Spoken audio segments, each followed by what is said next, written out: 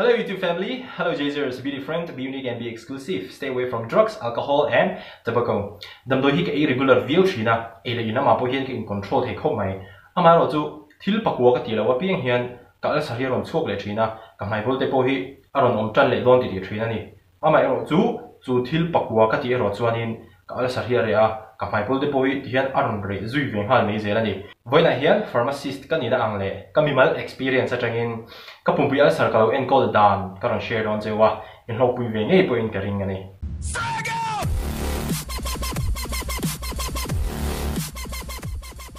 Video title ang lo tak hianin dam doi chu ka ei thawa ma se dam doi ke ei chung po hianin ange thil pakwa ka ti tur ha ka ti lo zonin ka al sa hi adam nei thei re lo mai ni. So wang chuanin dam doi ei apoi mo rualin I voina karon shil tur cheu hianin nasa takin in pumpui al sar en kol dana pui cheu ka ring ani I kan dam doi ei tur chung cha hianin thil poi mo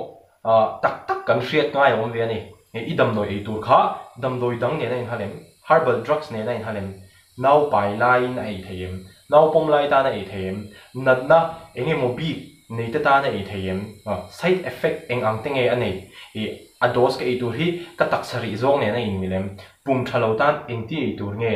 thin thalo kal thalo lung thalo ta na ei theim le thil dang dang tak kan hriat ngai om ve ani heng thil poi mo tak tak te hi dam doi kan ei don chuanin pong po ei mol top lova I kan hriat a tru lani dam doi drugs pharmaceutical drugs herbal drugs chungchanga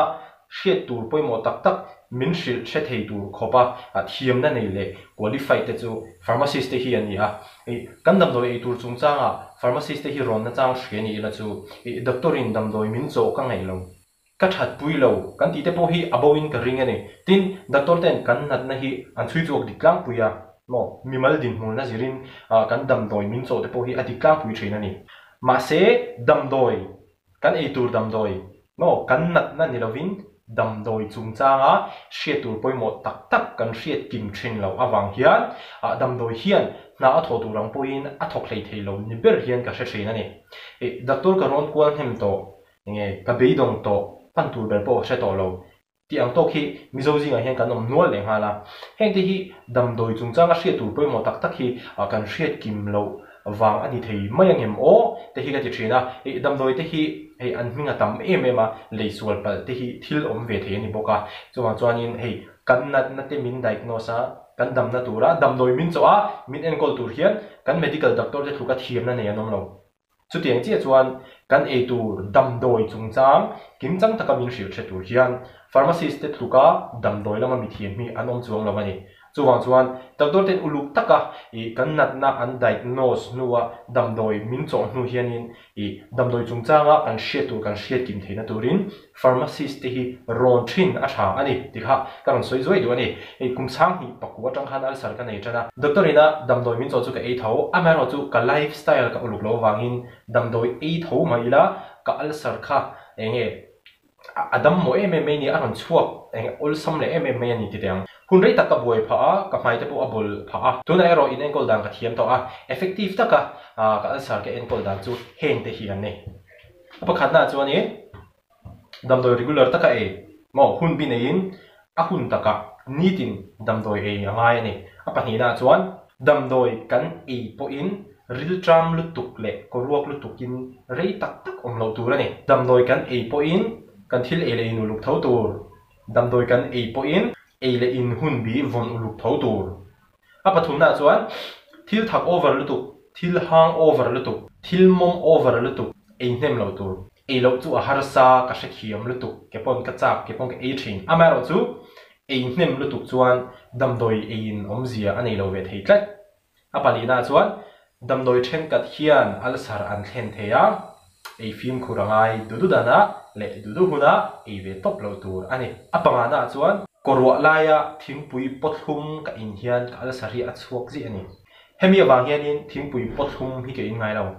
thingpui sen hang green tea ani lo chuan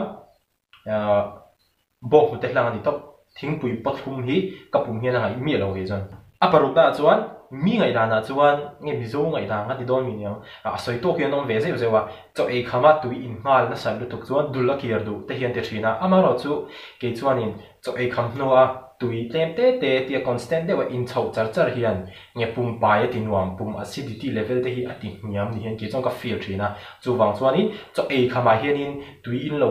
in lo top om lo hianin tui hi tlem den ka in chho char thina ni hemi hi ka pumina ngai khop mai a pasarina chuan ril tram luat awang emo rei tak ko ruwa kan lo om to awang emo a cho ka e puar over hianin ka ala sari a chuak thina ni chuwang chuanin I engangin ril tram mai la engangin kan thil e tur po kha tui po ni se engangin chokhe po kha lo tui po ni se tui ti em awanga e puar over ang chi hi chu ge chong ka tingai lo ni e puar over ang chi shrim khrim chu ka pumina ngai lo shrim khrim ala sari na ngai lo shrim khrim ka in she chiang chuwang chuanin ka e puar over ngai lo ani apari na chuanin damdoi chu e thowa ma se korok lu tukle ril tram lu tuwa ka om lo nan ni khata cho voili ke e thing makin ti be thea ma se kan soi fiange mizo style chu jing thovela so e ngek chuna thingpui le biscuit or I tunang lai chuanin rice te chana ti be kan ta chon tlaya choi le ngek chuanin zan radar so paka chon ni thovela engemani thingpui wai ti ve le mani nge kang pui chuanin kan lo ti thing ta changte po ni me thei sana chong ka ke chuanin ni khata cho voili ke hianin ka al sarina ngai em mani vai style de hi anita etilanin zingkara breakfast tan chokhor khan no darian le dar ko inkara chokhor khan so ni dar som pani le chan ve dar khan inkara chokhor khan tlai dar nga le daru inkara chokhor khan so ni dar som le achan ve le dar som pakhat inkara chokhor khan hetianga ni khata chovoili chokhor khat cheu ka hianin kapumina ngai khop me kapuma ruak tak man lawa ril tram tak in ka on man lawa ba ka in e pour over ngai lo poka min jingara chokhor thu maya tlaya chokhor thu maya totalin khor ruk lo e tang se ke chonin I jing le tlaya an dos ang kha ni khata hetian e tam lu tuk si lovin e tam angin lang mai la e tam lu tuk si lo ha ti hanin hun kha ka mang threin ani voi khat kan e han chokan e hek lo ta pumrok le ril tram lu tukin kan om man lo poka chonin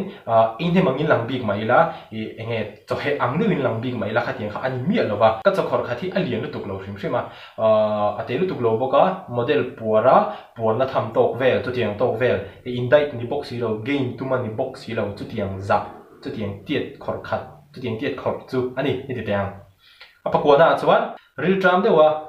zan rei tak men hi pumina ngai lova mai te bol du bok